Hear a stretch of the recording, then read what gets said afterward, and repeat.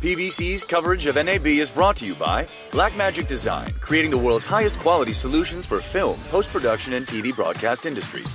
Key Code Media, providing innovative production, storage, and automation technology solutions for over 13 years. Welcome to our coverage of NAB.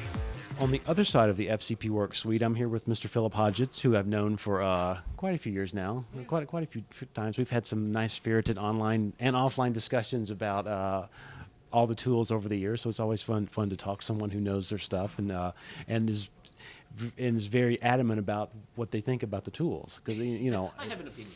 Well, and that's nothing wrong with that. It's always fun to talk to people who know what they're talking about as well, and I think that's kind of what makes it work. Philip is part of Intelligent Assistance, intelligentassistance.com, and they're showing Lumberjack, which is a system that uses one of the keys to your life, which would be metadata. Yeah. So give us a quick rundown on what Lumberjack does. Lumberjack is real-time on-location metadata. It's a logging system. Because a Lumberjack is a logger. Now, it's not always obvious to everybody. That makes it all coming together now. It's got a great icon. Thank you. I designed that myself, so I appreciate the compliment.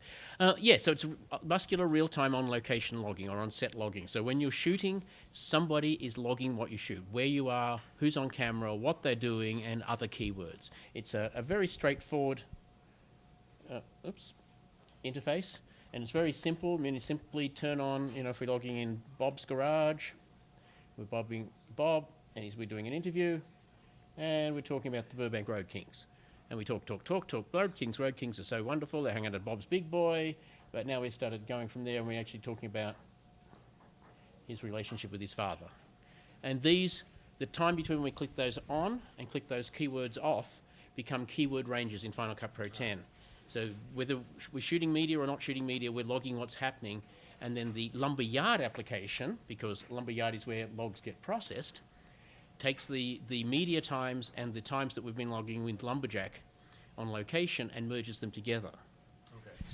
And is this done on an iPad, on a laptop? Like, what is your on-set tool to make this that's running the software? Something that runs a browser that can connect to the internet.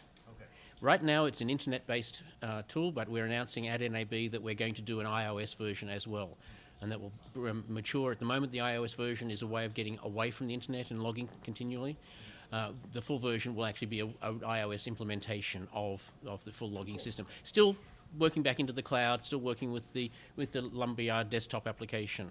What type of connection has to be on the iOS or the web browser device to the camera? So you're getting time code through some wireless thing, or what is the relationship between that and the... Simple is good, Scott. So what we do is time of day. Every media file that you have now has a time of day stamp for when it was shot, and it has a duration. So we know that between this time of day and that time of day, this media exists, and we look at that same time in the logging and say, those keywords match up with those time ranges, and done. Can you have multiple people logging at the same time? Absolutely. You can have multiple people logging the same event at the same time, or you can have different events happening parallel with on different people logging. So if you had two camera crews, you could log both simultaneously to different events, and then they would sign up only with that. They would line up only with that camera's media, or you can use multiple people to log for one thing. How does this compare to Adobe's Live Logger app? Gee, I have a lot of friends at Adobe, and I'd really like to be polite. I'm sure it's better. Well, as Al Mooney says, he loves Live Logger because he's paid to do so, and I love Lumberjack because I'm paid to do so. So, in that sense, a comparison is kind of unreasonable to make. I'm very positive about anything that increases the use of metadata, that makes it easier and earlier to achieve. Where I think Live Logger falls short is Live Logger only logs markers. 2 seconds, a variable at a time, but a couple of seconds before and a couple of seconds after the marker. And there's no easy way of applying your 3 or 4 hours of logs across 20 media files in one pass. You need to line each log with each media file, apparently one at a time. I can see that could be time-consuming, or I can see sort of a more batch sort of system like this could be a more efficient way to work. What is the cost of this?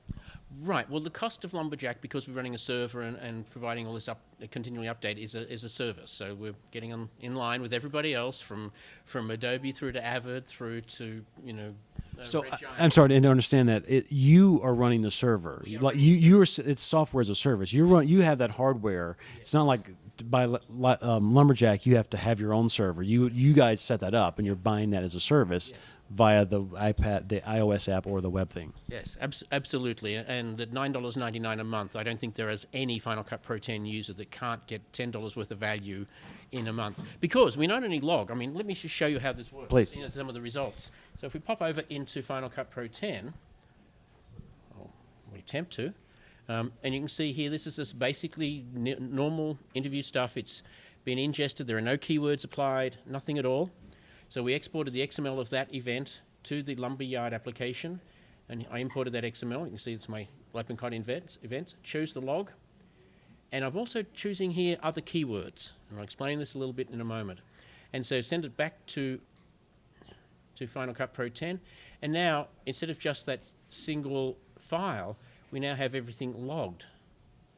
So when he's talking about nitromethane ban, there's the minute and 26 seconds where he talked about the nitromethane ban out of a fairly long. We talked about top gas.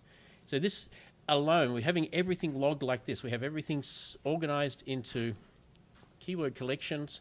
So you have your activities, you have your locations, you have your other keywords. There's a lot more of other keywords. And people, of course. But as I said, if all we gave you was all these collections of everywhere that a topic is mentioned, that would be easily worth the 3 cups of coffee a month.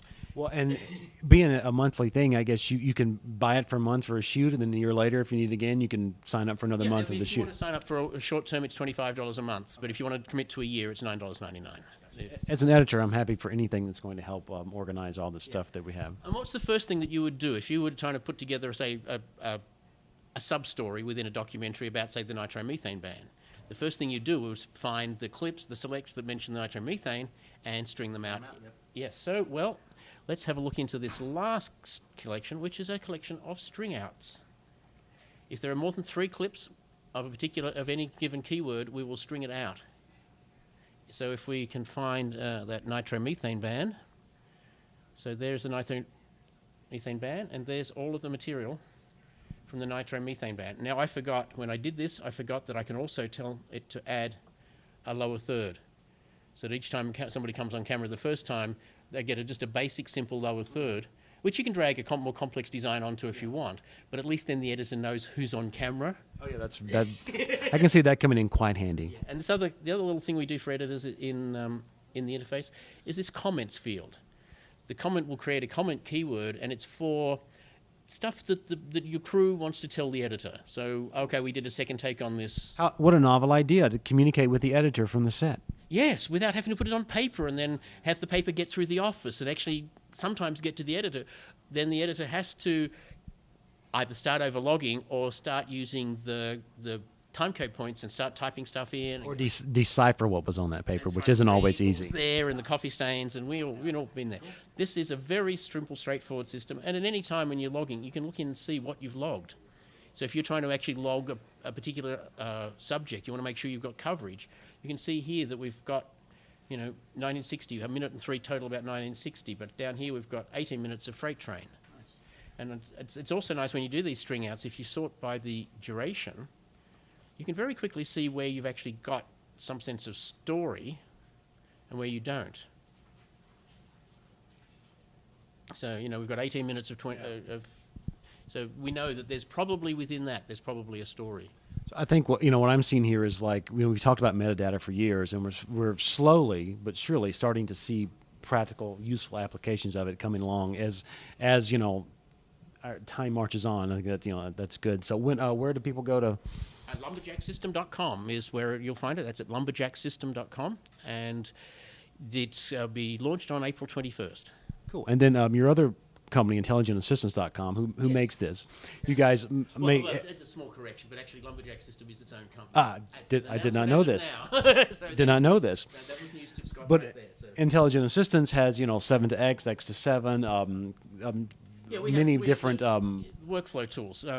We help integrate Final Cut Pro 10 into, high-end film and television workflows. So we have the compatibility apps which will allow you to translate the XML back from the old Final Cut 7 into the new, and from the new back into the old. So you can integrate Final Cut into various workflows for we work with the Adobe app. So if you want to go from Final Cut 10 to After Effects, you can. And all this is possible through the wonderful world of XML. Exactly, yeah. And the translation apps work pretty well. And you recently announced that some of your other apps are going to you're going to bring those to Premiere, right? Some that had been Final Cut 10 only. Yeah, we have these 3 workflow apps. I mean, Sync and Link, which is for double system sound, of course, where you have matching timecode.